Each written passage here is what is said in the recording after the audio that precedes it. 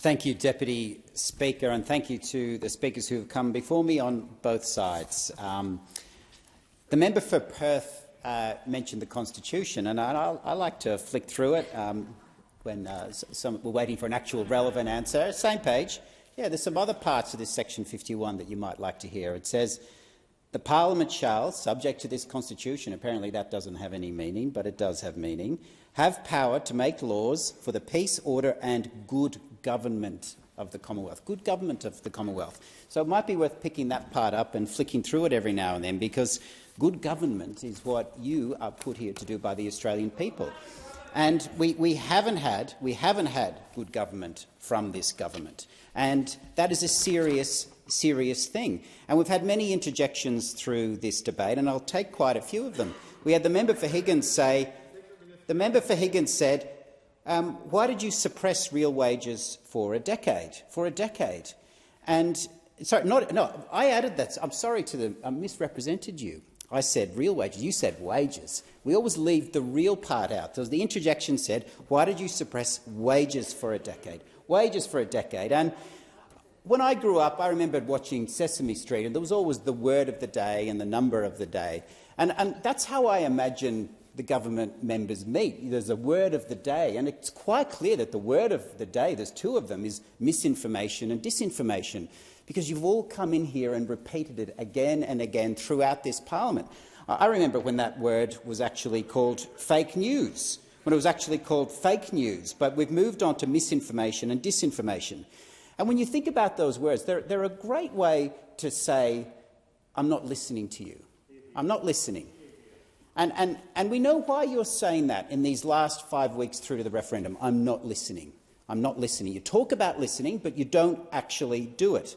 And in this actual motion, I'd like to take the points that were made by the member for Parramatta, who is a friend of mine on the House Economics Committee and is a distinguished economist. But I think Google let you down today. I think Google let you down today. You were quite quick to jump to your feet to correct the Shadow Treasurer on his use of a particular number.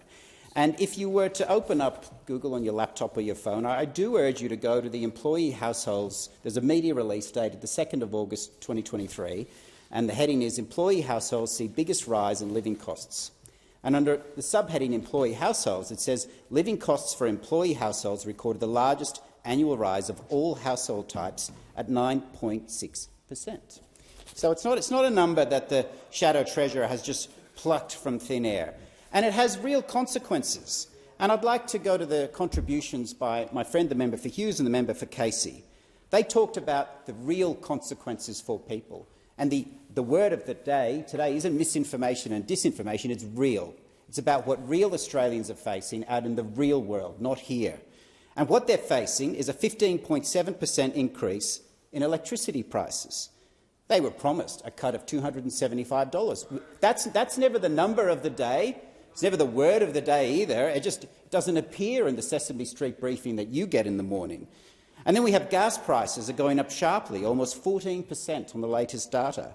And from the good state of Victoria, like the member for Chisholm, enjoy your gas at record prices because it won't be there in the future thanks to our Premier. We've had milk and bread prices are going up at 10% or more, and Australians are paying. People are noticing their insurance bills when they open the road, astronomical prices. And the worst thing of all, which we don't hear about from the members opposite, is the interest payments on mortgages. An average mortgage in a city area of $750,000 sees that person, that family, pay $22,000 more a year. $22,000 more a year. And when you look at the average wages that people get, that is just off the chart. And people have to make choices and they have to make compromises.